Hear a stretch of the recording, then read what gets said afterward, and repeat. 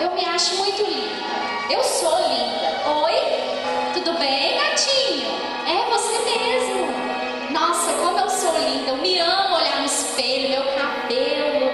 Ai, vou passar esse batom. Ai, eu me acho, gente. Mas quando eu estou sozinha, comigo mesma, quando eu tiro a minha máscara, eu sou totalmente diferente. Eu tenho nojo de mim. Eu me odeio. Ai, eu me odeio. Quando eu sou feia, eu não me amo. Ai, eu não gosto de olhar no espelho. Vou pegar de novo a minha máscara, porque eu quero voltar a ser aquela pessoa linda, falsa.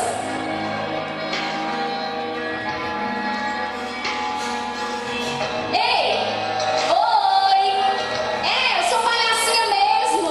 Gosto de curtir de todo mundo. Amo fazer piada. Gosto de curtir com a cara de todo mundo. Tomo uma bebidinha, dou uma tragadinha, dou uma viagem louca. Mas quando eu estou sozinha comigo mesma, quando eu tiro a minha máscara, eu sou uma pessoa deprimida. Eu me sinto triste, amargurada. Eu sou uma pessoa com depressão. Eu tento suicídio.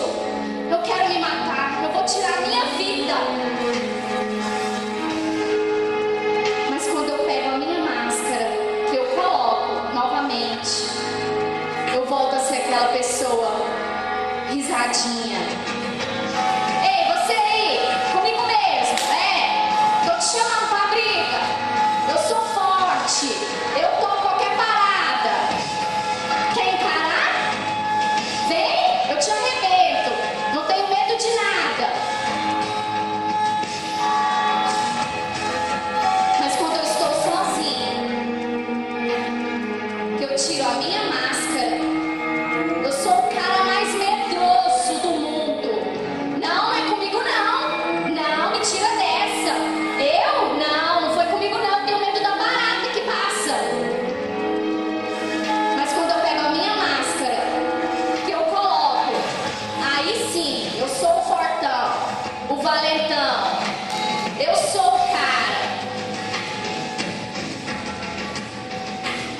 Essa daí é a sabichona. Ela gosta de mandar, ela tá certa, vocês todos estão errados. Eu sim, eu sou a dona da razão. Eu enxergo tudo, vocês não veem nada. Mas quando eu estou sozinha, que eu pego a minha máscara, eu não enxergo nada. É uma pessoa totalmente cega. Não vê um pau na sua frente. Não toma suas decisões. Não sabe de nada. Cadê a minha máscara? Aí sim, quando eu coloco a minha máscara, eu volto a ser aquela pessoa que acusa, que sabe tudo e vocês não sabem nada.